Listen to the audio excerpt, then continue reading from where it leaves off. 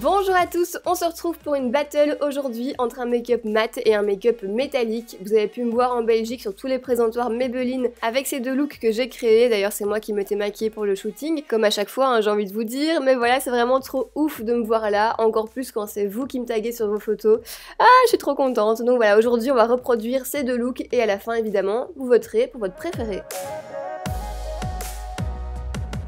Pour gagner du temps, j'avais déjà fait mon teint avec mes deux fonds de teint favoris chez Maybelline, c'est-à-dire le Fit Me Matte pour le look mat et le Dream Cushion plus naturel pour le métallique.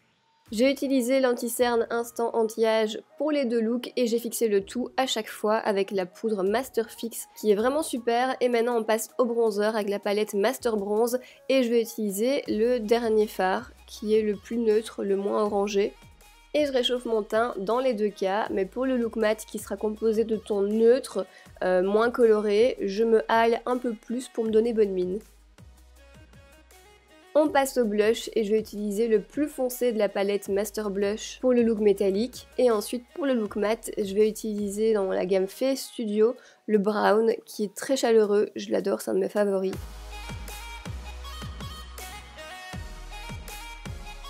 On passe à l'illuminateur et je vais utiliser ceux dans les palettes, donc le plus chaud pour le look mat et le plus froid pour le métallique. Entre temps, je termine mes sourcils que j'avais déjà dessinés avec le crayon Brow Satin.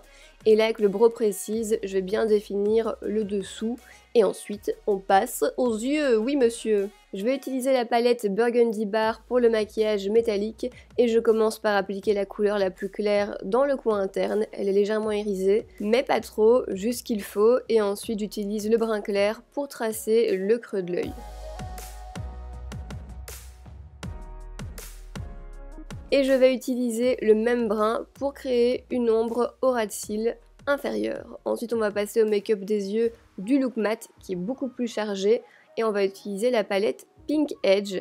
Elle comporte beaucoup plus de fard mat que la Burgundy Bar et c'est parfait parce que c'est ce que je veux pour ce look. Donc après avoir appliqué la couleur la plus claire sur toute la paupière, je prends le pourpre. Il est trop beau ce fard et je l'applique sur tout le coin externe. Et comme vous voyez, je le remonte légèrement dans le creux pour pouvoir maintenant l'estomper et tracer le creux de l'œil avec la matière qui est déjà appliquée et du coup je ne dois pas ajouter de nouveau du fard et alourdir le maquillage. Je remets un peu de fard clair pour rendre un peu plus net le coin interne et le milieu de l'œil et ensuite je vais appliquer un tout petit peu de fard noir sur un pinceau estompeur et je vais creuser le coin externe mais sans remonter vers le milieu. Je me concentre vraiment sur l'extérieur de l'œil pour intensifier et faire un effet œil de chat. Pour ce make-up, le ras de cils inférieur est méga important parce qu'il va être très fumé, il va apporter beaucoup d'intensité, donc j'applique du pourpre partout sous le dessous de l'œil que je vais relier, comme vous le voyez, petite danse, au fumé de la paupière supérieure. Je retire les petites chutes éventuelles, ici j'applique un petit brun clair en couleur de transition et je pense que c'est tout pour les fards. Et oui, c'est fini, on passe maintenant au crayon colle et au liner. Et au niveau du look métallique, j'applique du crayon colle dans la muqueuse supérieure pour intensifier le ras de cils. Et aussi en ras de cils inférieur et légèrement au ras de cils supérieur, mais toujours en restant sur le coin externe pour ne pas fermer mon regard. En revanche, pour le look mat, j'utilise un liner, le Curvitude, qui a une forme assez étrange, je vous l'accorde. Il va vraiment s'adapter à la paupière vu qu'il est courbé, ça sera plus facile pour tracer votre trait. Et ici, je vais en tracer un vraiment très fin parce que je veux pas qu'il prenne le dessus sur les fards.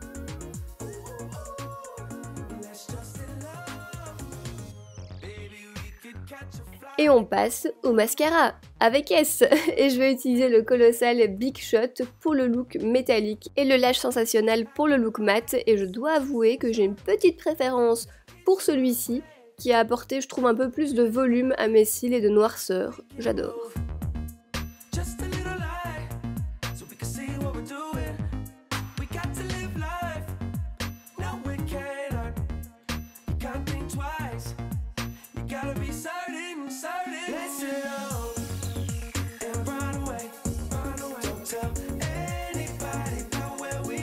Oh là là, cette teuté quoi. Maintenant on passe aux lèvres, ma partie favorite. Et pour le look métallique, je vais appliquer un rouge à lèvres qui est trop beau. C'est le numéro 25 de la gamme Color Sensationnel mais métallique du coup. J'adore la couleur. Et après on va ajouter, enfin je pense que c'est maintenant, voilà. Ah, il est trop beau. C'est juste un rouge à lèvres doré quoi, s'il vous plaît. Et je l'applique au centre des lèvres et ça va vraiment apporter du relief et le côté métallique à fond. On repasse au look mat et je vais commencer par tracer le contour des lèvres au crayon. Et en rouge à lèvres, je vais appliquer le Superstay Matte Ink que j'adore et que j'avais sous-estimé il y a quelques semaines parce que je pensais qu'il n'était pas vraiment mat. Au final, il est très mat et il tient, mais de ouf.